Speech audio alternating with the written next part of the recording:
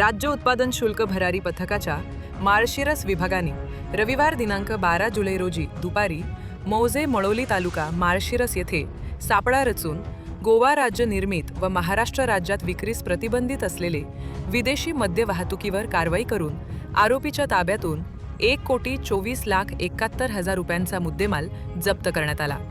सदर ठिकाणी करण्यात आलेल्या कारवाईत गोवा राज्य निर्मित व महाराष्ट्रात विक्रीस प्रतिबंध असलेले